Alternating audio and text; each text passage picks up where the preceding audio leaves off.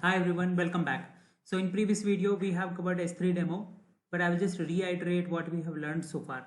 So first we created bucket, and bucket is a container for storing your objects.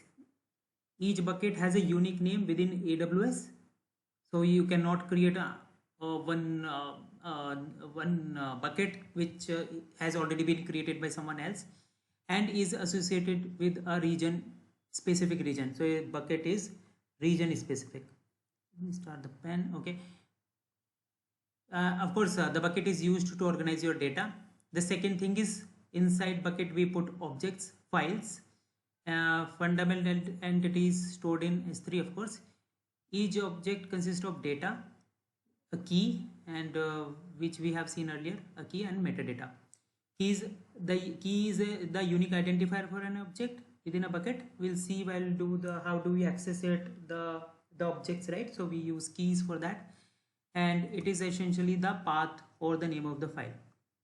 Regions, S3 buckets are created in specific regions.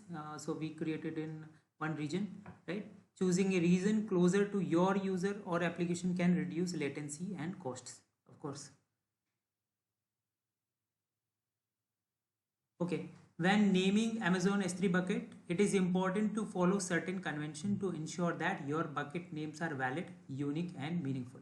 Okay, global uniqueness that I have already described, it should be unique.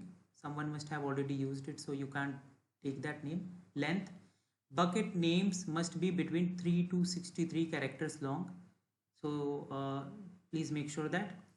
Character set, bucket names can contain only lowercase letters, numbers, and hyphens, and they cannot contain uppercase letters, underscores, or other special characters.